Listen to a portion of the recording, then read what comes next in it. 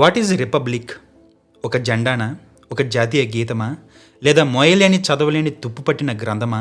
లేదా సన్యాసాలు విన్యాసాలు చేసి ఫేక్ ప్రసంగాలు ఇవ్వడమా? చూద్దాం. మనిషి మొదట సమూహంగా జీవించడం మొదలుపెట్టినప్పుడు రాజ్యం అనే ఆలోచనే లేదు. అడవిలో భయం ఉంది, ఆకలి ఉంది, బలవంతుడున్నాడు, అలాగే తెలివైనవాడు కూడా ఉన్నాడు. బట్ అక్కడ న్యాయం లేదు, అక్కడ హక్కు లేదు, అక్కడ నాది అనే మాట లేదు. అక్కడ ఉన్నది ఒక్కటే, కేవలం బ్రతకటం. సో ఆ దశలో ఎవడు బలవంతుడో, ఎవడు వేటలో ముందుంటాడో, ఎవడు దేవుడితో నేను మాట్లాడతానని నటిస్తాడో వాడే నాయకుడు.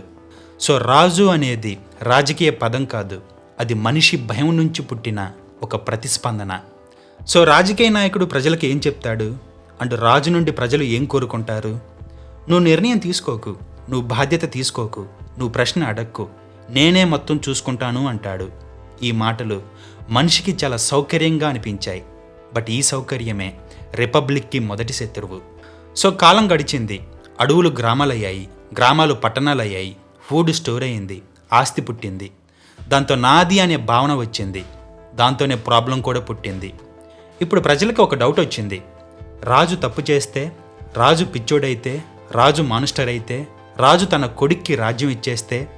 ఇక్కడే ఒక సైలెంట్ ప్రశ్న పుట్టింది. ఈ రాజ్యం అసలు ఎవరిది? ఈ ప్రశ్నే రిపబ్లిక్ పుట్టుకకి కారణమైంది. ఈ ప్రశ్నని మొదట రాజకీయ సిద్ధాంతంగా మార్చిన వారు రోమన్ రిపబ్లిక్లోని మనుషులు.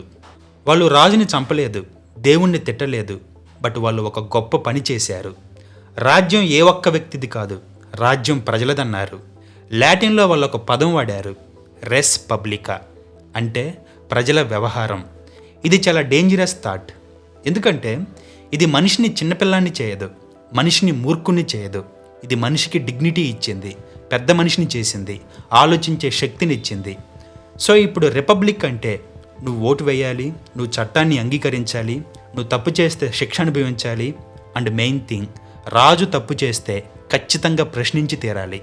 దీన్ని బట్టి ఇప్పటికే మీకు ఒకటి అర్థమై ఉండాలి, రిపబ్లిక్ మనిషికి స్వేచ్ఛనివ్వదు, మొదట అది బాధ్యతనిచ్చింది. కానీ మనిషికున్న మాయరోగం ఏంటంటే ఫ్రీడమ్ని, రెస్పాన్సిబిలిటీని విడదీసి చూస్తాడు. ఎందుకంటే ఎక్కువ మంది మనుషులు ఫ్రీడమ్ని, విచ్చలవిడితనాన్ని కోరుకుంటారు, బాధ్యత అంటే బద్దకిస్తారు. అందుకే రిపబ్లిక్ చరిత్రలో పదే పదే పడిపోయింది, పదే పదే చంపబడింది, మళ్ళీ మళ్ళీ తిరిగి లేచింది. ఇక నెక్స్ట్ మిడిల్ ఏజెస్లో మళ్ళీ రాజులు వచ్చారు. దేవుడి పేరుతో, వంశం పేరుతో నేను దేవుని ప్రతినిధిని అన్న అబద్ధంతో వచ్చారు.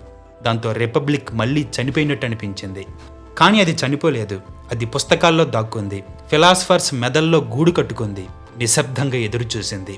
చివరికి అది రక్తంతో తిరిగి వచ్చింది. అదే ఫ్రెంచ్ రెవల్యూషన్.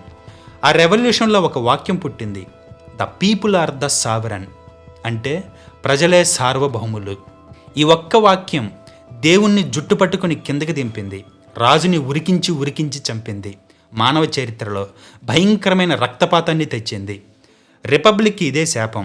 ఎందుకంటే ఇది ఎప్పుడు పీస్గా పుట్టదో, బాధతోనే పుడుతుంది. ఇప్పుడు మనం మన భారతదేశానికి వద్దాం.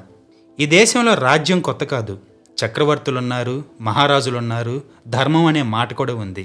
కానీ అది సమానత్వం కాదు. ఇక్కడ రిపబ్లిక్ ఒక వెస్టర్న్ ఐడియాలజీలా అనిపిస్తుంది. కానీ నిజమేంటంటే భారతదేశంలో రిపబ్లిక్కి నేల ఉంది. అది బుద్ధుడు అడిగిన ప్రశ్నలో ఉంది, అది అశోకుడు మారిన మనసులో ఉంది, అది గ్రామ సభలలో ఉంది. కానీ అది ఒక రాజకీయ శక్తిగా మారలేదు. సో ఆ తర్వాత బ్రిటిషర్స్ వచ్చారు. వాళ్ళు రాజులు కాదు, వాళ్ళొక వ్యాపారులు. సో వాళ్ళకి న్యాయం అవసరం లేదు, దేవుడు అవసరం లేదు, వాళ్ళకి మెయిన్గా లాభం కావాలి. ఇక్కడే భారతీయుడు ఒక విషయం నేర్చుకున్నాడు. రాజు పోయిన దోపిడీ పోదు అనే ఒక నగ్న సత్యం తెలుసుకున్నాడు. ఆ లెసన్స్ నుండి, ఆ దౌర్జన్యాల నుండి ఒక కొత్త ప్రశ్న పుట్టింది. అసలు మనల్ని మనమే పాలించగలమా? ఈ ప్రశ్నకు భయంకరమైన సమాధానం ఉంది.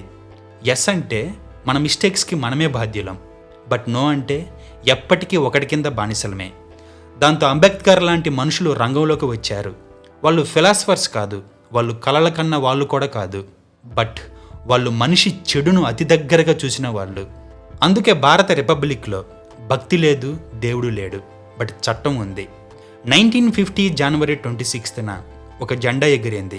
కానీ నిజంగా ఎగిరింది ఏంటంటే ఈ దేశం ఎవరిది అనే ప్రశ్నకు సమాధానం. ఇండియా ఈజ్ ఏ రిపబ్లిక్, అంటే ఈ దేశం దేవుడిది కాదు, రాజుది కాదు, అలాగే ఆర్మీది కాదు, మీడియాది అసలే కాదు. ఈ దేశం ప్రజలది. బట్ ఇక్కడే ఒక దారుణమైన నిజం బయటపడుతుంది. చాలామంది అంటారు ఇండియా ఒక రిపబ్లిక్ కంట్రీ, చాలా స్ట్రాంగ్ కంట్రీ అంటారు. అది మూర్ఖులు మాట్లాడే మాటలు. ఎందుకంటే రిపబ్లిక్ ఎప్పుడూ బలంగా ఉండదు, అది చాలా సున్నితంగా ఉంటుంది. దాన్ని కాపాడాలంటే తెలివి కావాలి, నైతికత కావాలి, ప్రశ్న అడిగే ధైర్యం కావాలి. సో రిపబ్లిక్ అనేది ఒక వ్యవస్థ కాదు, అది మనిషి మీద ఉన్న నైతిక భారం. చాలామంది రిపబ్లిక్ అంటే ఓటు, జెండా, పెరేడ్, రాజ్యాంగం అనుకుంటారు. ఇవి బయట లక్షణాలు మాత్రమే. అసలు రిపబ్లిక్ అడిగే ఒక ప్రశ్న ఏంటంటే, నీ జీవితానికి నువ్వే బాధ్యత తీసుకుంటావా, లేదా ఆ బాధ్యతని పక్కోడికి ఇస్తావా? ఇది చాలా అన్కంఫర్టబుల్ ప్రశ్న. ఎందుకంటే రాజున్నప్పుడు తప్పు జరిగితే రాజుని తిట్టొచ్చు, దేవుడున్నప్పుడు జరిగితే దేవుణ్ణి అడగొచ్చు, విధి ఉన్నప్పుడు జరిగితే విధిని నిందించవచ్చు. బట్ రిపబ్లిక్లో ఆ పప్పులేం ఉడకవు. నువ్వు తప్పు చేసావంటే ఆ బాధ్యత ఖచ్చితంగా నీదే అవుతుంది. అందుకే ఎక్కువ మంది లోపల రిపబ్లిక్ని హేట్ చేస్తారు, లోపల బానిసగానే ఉండాలనుకుంటారు. బట్ బయటికేమో జెండా ఎగరేస్తారు, స్టేటస్లు పెడతారు, మేరా భారత్ మహాన్ అంటారు. అంటే మీరు నమ్మలేని ఇంకొక విషయం ఏంటంటే, రిపబ్లిక్ పుట్టింది మంచి మనిషి కోసం కాదు, అది పుట్టింది చెడ్డ మనిషిని కంట్రోల్ చేయడానికి. అందుకే మన రాజ్యాంగం మనుషులు మంచివాళ్ళని, అసలు మనుషులంటేనే మంచివాళ్ళని రేలంగి మావలా కూర్చొని రాజ్యాంగం రాయలేదు. అది చాలా స్పష్టంగా అనుకుంది మనిషి అధికారంలోకి వస్తే ఖచ్చితంగా చెడిపోతాడని. అందుకే అది ఒకరికే పవర్ ఇవ్వలేదు, ఒక సంస్థ మీదే నమ్మకం పెట్టలేదు, అండ్ ఒక్క ఐడియాలజీకే భక్తి శ్రద్ధలు చూపలేదు. ఎందుకంటే రిపబ్లిక్ అనేది నమ్మకం మీద నిలబడ్డ వ్యవస్థ కాదు, అది అనుమానం మీద నిలబడ్డ వ్యవస్థ. మనిషి ఎప్పుడైనా తప్పు చేయగలడు అనే అనుమానపు నిజాయితీ మీద నిలబడ్డ వ్యవస్థ. ఈ చిన్న పాయింట్ అర్థం కాకపోతే మనం రిపబ్లిక్ని దేవుడిలా పూజిస్తాం, ఒక నాయకుడిలా ప్రేమిస్తాం. బట్ ఈ రెండు దాన్ని నాశనం చేస్తాయి. అండ్ ఇంకొక విషయం ఏంటంటే, మన దేశ నాయకులు ఏమంటారంటే, మన రిపబ్లిక్ నాశనానికి కారణం బయట దేశం అంటారు, మరో మతం అంటారు. అది మనిషిలో జంతువుని నిద్రలేపే మాటలు. అసలు విషయం ఏంటంటే, రిపబ్లిక్కి శత్రువు విదేశీ దేశం కాదు, యుద్ధం కాదు, మరో మతం కాదు, పేదరికం అస్సలే కాదు. అసలు శత్రువు మనిషిలోని కోరిక. ఎవడో ఒకడు నా కోసం అన్నీ నిర్ణయిస్తే బాగుంటోంది అనే నీచమైన కోరిక. ఇది చిన్నపిల్లల కోరిక, కానీ పెద్దవాళ్ళల్లో కూడా ఇది చచ్చిపోదు. అందుకే రిపబ్లిక్ ఉన్న దేశాల్లో కూడా ప్రజలు రాజుల్ని తయారు చేస్తారు. వాళ్ళకి జస్ట్ పేర్లు మారుతాయి, రూపాలు మారుతాయి, కానీ లోపల కోరిక ఒక్కటే, నా భారం నాయకుడు మొయ్యాలి. అండ్ చాలామంది పొరపాటు పడే మరొక విషయం ఏంటంటే, రిపబ్లిక్ అంటే ఈక్వాలిటీ అనుకుంటారు, కానీ అది నిజం కాదు. అది ఇన్ఈక్వాలిటీతో బ్రతికే ఒక ప్రయత్నం. మనుషులు ఎప్పుడూ సమానం కాదు, బుద్ధిలో కాదు, ధైర్యంలో కాదు, సామర్థ్యంలో కూడా కాదు. ఇలా మనుషులందరూ సమానం అనుకోవడంలోనే కమ్యూనిజం ఫెయిల్ అయింది. బట్ ఇక్కడ రిపబ్లిక్ చేసే ఒక గొప్ప పని ఏంటంటే, ఈ అసమానతను యాక్సెప్ట్ చేసి దాన్ని హింసగా మారనీయకుండా కంట్రోల్ చేయడం. అందుకే మనకు చట్టం ఉంది, మనకు హక్కులు ఉన్నాయి, అలాగే మనకి పరిమితులు ఉన్నాయి. ఈ చట్టాలు, హక్కులు, పరిమితులున్నవి దేవదూతల కోసమో మతాల కోసమో కాదు, జంతువుల మారే మనుషుల కోసం. అండ్ చివరగా మనమందరం తెలుసుకోవాల్సిన ఒక నగ్న సత్యం, రిపబ్లిక్ ఒక్కసారి పుట్టాక అది అమరత్వం పొందదు. అది ప్రతిరోజు పుడుతుంది, అలాగే ప్రతిరోజు చస్తుంది. అది ఒక రోజువారీ అగ్ని పరీక్ష. ఈరోజు నువ్వు ప్రశ్న అడిగావా, అది బ్రతుకుతుంది. లేదా భయపడ్డావా, అది వెంటనే చస్తుంది. అండ్ ఈరోజు నువ్వు చట్టం పక్కన నిలబడ్డావా, అది మళ్ళీ బ్రతుకుతుంది. అలా కాకుండా గుంపు పక్కన నిలబడ్డావా, మళ్ళీ సమాధి స్థితిలోకి వెళ్తుంది. అండ్ ఈరోజు నీ సొంత ఆలోచనలతో నిలబడ్డావా, లేదా ఎవడో చెప్పిన మాటలతో నిలబడ్డావా అనే దాన్ని బట్టి ఈరోజు రిపబ్లిక్ బ్రతికిందా, చచ్చి శవమై తేలిందా అనేది తెలుస్తుంది. అండ్ ఫైనలీ, ఇండియాలో రిపబ్లిక్ ఎప్పుడో చచ్చిపోయింది. బట్ బయటికి దిష్టిబొమ్మలా గంభీరంగా కనిపిస్తుంది. బట్ లోపలంతా గడ్డి, దొల్ల. ఈ దేశంలో రిపబ్లిక్ ఎప్పటికీ నిలవదు. ఎందుకంటే రిపబ్లిక్ రాజ్యాంగాల మీద కంటే మనుషుల తెలివి మీద, మనస్తత్వం మీద ఆధారపడి ఉంటుంది. బట్ మనిషి సైకాలజీ ఎలా ఉంటుందో తెలుసా? వాడు చిన్నప్పటి నుంచి ఒక అలవాటుతో పెరుగుతాడు. ఏం చెయ్యాలో, ఏం చేయకూడదో, ఏది మంచో, ఏది చెడో ఇలా ఎప్పుడు ఎవడో ఒకటి చెప్పాలి. మొదటిగా తల్లి, తర్వాత తండ్రి, నెక్స్ట్ గురువు, ఆ నెక్స్ట్ దేవుడు, చివరికి నాయకుడు. ఇక భారతీయుల మైండ్ సెట్ అయితే 1001 సంవత్సరాలుగా పెద్దవాడు చెప్పాలి అన్న దానితో తయారైంది. గురువు, స్వామి, పెద్దలు, కులం, ధర్మం, బ్లా బ్లా బ్లా.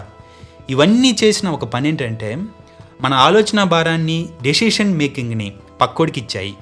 కానీ రిపబ్లిక్ ఒక్కసారిగా వచ్చి ఇక అన్నీ నువ్వే నాయనా అంది. నీ భారాన్ని నువ్వే మోయాలంది. దాంతో ఇండియన్స్ బిత్తరచూపులు చూశారు.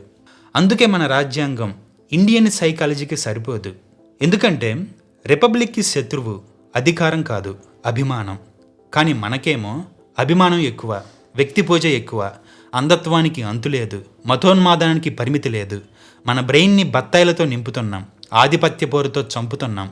ఎప్పుడు చూసినా దళితులం అనే విక్టిమ్ కార్డు వాడుతున్నాం. లీడర్ తప్పు చేసినా వెనకేసుకొస్తున్నాం. ప్రశ్నించే నోరుని పీక పిసుకుతున్నాం. ఇది జంతుతత్వం కన్నా ఇంకా నీచమైనది. దాన్ని మార్చడానికి రిపబ్లిక్ కాదు, ఇంకేదో కావాలి. బహుశా అది పుట్టకపోవచ్చు.